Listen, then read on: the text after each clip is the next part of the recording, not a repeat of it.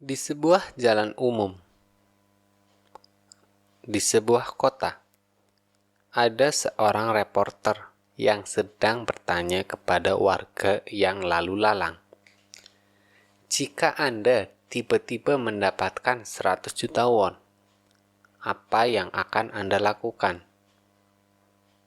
Berbagai jawaban pun datang dari orang-orang yang ada di sekitarnya. Mulai dari ada yang menjawab untuk membeli rumah, untuk membeli mobil baru, ada juga yang menjawab untuk menabung, dan lain sebagainya. Pertanyaan pun diganti.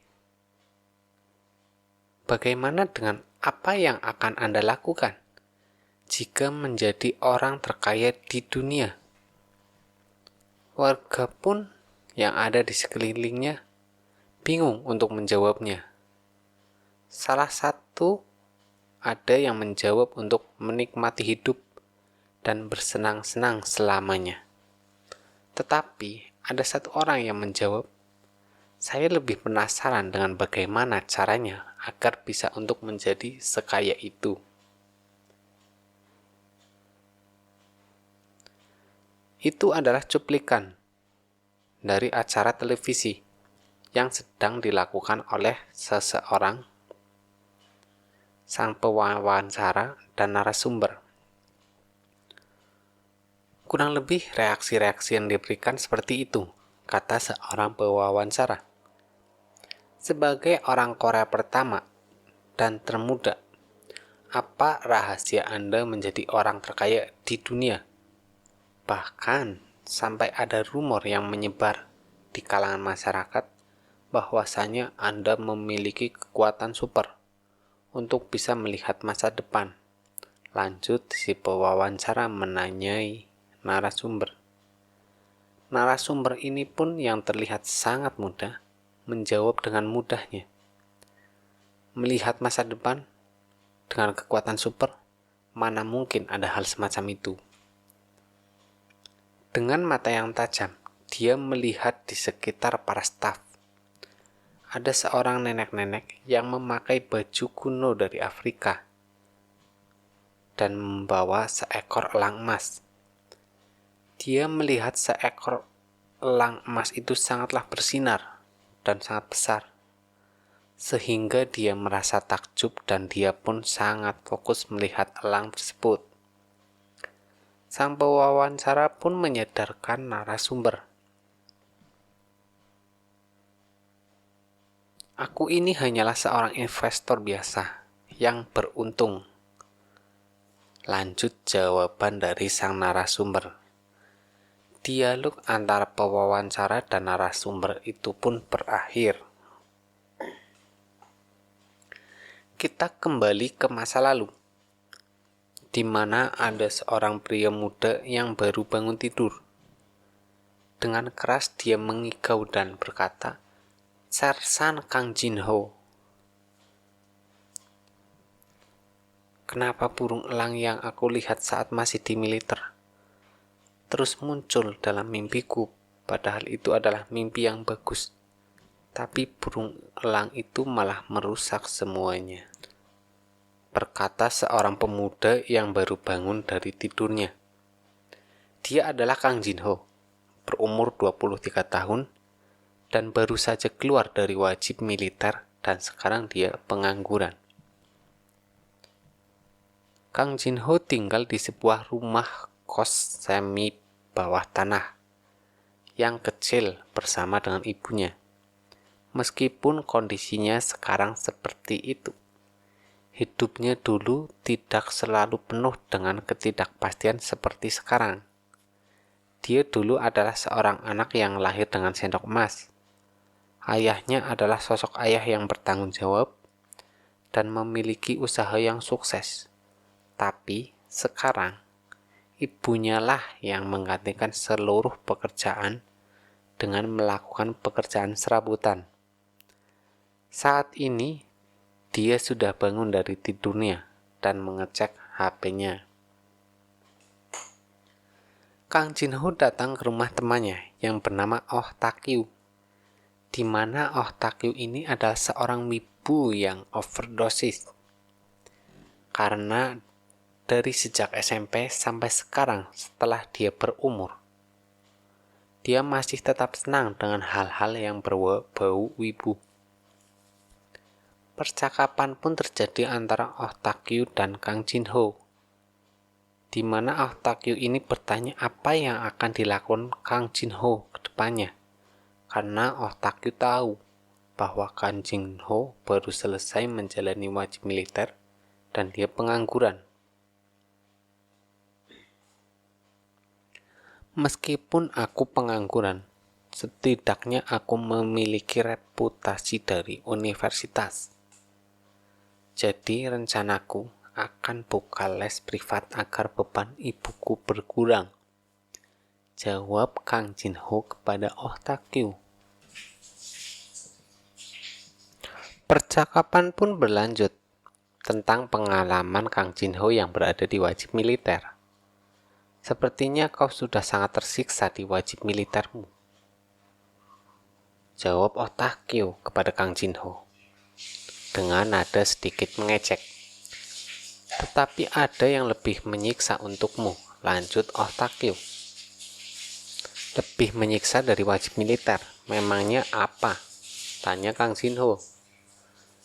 Dengan raut wajah serius, Oh Tak-kyu menjawab, aku menemukan sandi kripto untuk Bancoin. Bancoin ini adalah plesetan dari Bitcoin. Usul punya usul, dulu itu Oh Tak-kyu pernah membeli uang kripto karena menjual karakter di game bernama Lutnia sebesar 11.000 Bancoin. Karena Oh Tak-kyu ini orangnya teledor, dia sempat lupa kata sandi aplikasi akun kriptonya, di mana yang saat itu uang kripto yang dibeli itu naik harganya sampai 50 juta won. Dan sekarang Oh Tak-kyu baru menemukan kata sandi dari akun aplikasi kriptonya. Oh Tak-kyu pun menjelaskan kepada Kang Jin-ho bahwa harganya saat ini menyentuh 1.120 dolar. Dengan kaget, Kang Jin-ho pun mengkonversikan mata uang dolar ke won dan sekitar 1.320 won. Jadi Kang Jin-ho merasa bahwa Oh Tak-kyu telah rugi sekitar 48,7 juta won. Tapi dengan keras, Oh Tak-kyu mencegah ucapan Kang Jin-ho dan dia mengatakan bahwa satu Bancoin 1.120 dolar. Itu hanya untuk satu Bancoin. Dengan sedikit berkeringat, Kang Jin-ho pun mengatakan bahwa kalau kita jual ke 11.000 Bancoin yang kita punya, itu maka 16,3 miliar won atau dalam rupiah sekitar 200 M. Kang Jin-ho pun berdiri dan mengatakan dengan keras bahwa Oh Tak-kyu pasti sedang berbohong. Dengan nada yang sama-sama keras, Oh Tak-kyu pun mengatakan bahwa dia juga awalnya tidak percaya, tapi memang ini kenyataannya. Kang Jin-ho yang sudah percaya dan tahu bahwa ini adalah serius, dengan nada rendah dia ingin meminjam uang 100 juta won. Tetapi dengan tegas Oh Tak-kyu pun menolaknya. Oh Tak-kyu mengatakan bahwa dia sudah terlanjur menaruh semua uangnya di exchange. Exchange ini adalah platform atau tempat jual beli kripto. Dengan nada sinis, Kang Jin-ho pun mengatakan bahwa Oh Tak-kyu sangatlah pelit. Setelah terdiam beberapa saat, Kang Jin-ho pun ingat bahwa dia juga saat itu ikut andil dalam menjual karakter yang ada di game Lutnia ini. Maka Kang Jin-ho pun meminta bagian dari Bancoin tersebut. Dan karena Oh Tak-kyu pun tahu bahwa Kang Jin-ho ikut andil dalam menjual karakter di game Lutnia, dia pun menyetujuinya. Ketika Kang Jin-ho meminta bagian Bancoinnya, Kang Jin-ho melihat keluar jendela dan dia melihat seekor elang emas yang selalu ada di mimpinya. Elang emas itu masuk ke dalam ruangan yang ada Kang Jin Ho dan Oh Tak-kyu. Dan saat dia mengepakkan sayapnya, dia meninggalkan tulisan. Dan tulisannya adalah Mountain Hill bangkrut. Kang Jin Ho yang tidak tahu apa itu Mountain Hill, dia pun bertanya kepada Oh Tak-kyu. Oh Tak-kyu yang sedikit terkejut menjelaskan bahwa tempat itu adalah tempat dia trading atau jual beli Bancoin. Dengan kaget, Kang Jin Ho pun bertanya, apakah tempat trading itu aman? Dan apakah ada berita yang mengatakan kalau tempat itu akan bangkrut atau semacamnya? Oh Tak-kyu pun menyanggah ucapan Kang Jin Ho. Bagaimana mungkin exchange yang sedang sehat-sehat saja tiba-tiba bangkrut? Kang Jin Ho merasakan bahwa elang tersebut memberikan firasat bahwa itu adalah kenyataan dan bukan hanya sekedar halusinasi. Dia pun langsung menyuruh Oh Tak-kyu untuk menjual semua Bancoin yang ada di exchange Mountain Hill tersebut. Oh Tak-kyu merasa aneh kepada Kang Jin Ho dan dia menolak kata-kata dari Kang Jin Ho. Tetapi Kang Jin Ho dengan keras memaksa Oh Tak-kyu untuk menjual semua Bancoinnya.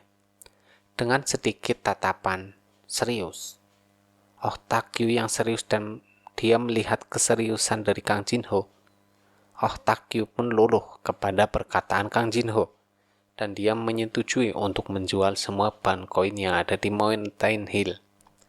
Tetapi dengan syarat bahwa Kang Jin Ho harus menjelaskan situasi ini kepada Oh Tak-kyu setelah menjual Bancoin tersebut. Kang Jin Ho pun sadar bahwa elang dan tulisan itu pun menghilang di atas awan. Dan dia merasa bahwa ada sesuatu yang aneh, entah itu kenyataan atau halusinasi. Setelah beberapa detik, Oh Tak-kyu teriak kaget, sehingga mengagetkan Kang Jin Ho. Dan Kang Jin Ho pun bertanya, apa yang terjadi? Oh Tak-kyu pun dengan lemas mengatakan bahwa server Mountain Hill tiba-tiba down. Kang Jin Ho yang kaget mendengar itu pun bertanya, bagaimana dengan semua Bancoin kita? Oh Tak-kyu menunjukkan HP-nya dan mengatakan bahwa semua sudah terjual walaupun waktunya sangat mepet. Oh Tak-kyu pun mencari apa yang sebenarnya terjadi. Dia berpikir memang sedang perbaikan atau bagaimana. Tapi ternyata setelah servernya hidup lagi, dia mendapati bahwa semua saldo user lenyap tak tersisa. Oh Tak-kyu yang kaget dengan situasi ini, di mana dia merasa bahwa Kang Jin Ho telah mengetahui hal ini pun bertanya kepada Kang Jin Ho. Kang Jin Ho yang sama-sama bingung pun hanya bisa menjawab dengan singkat bahwa mungkin dia bisa melihat masa depan.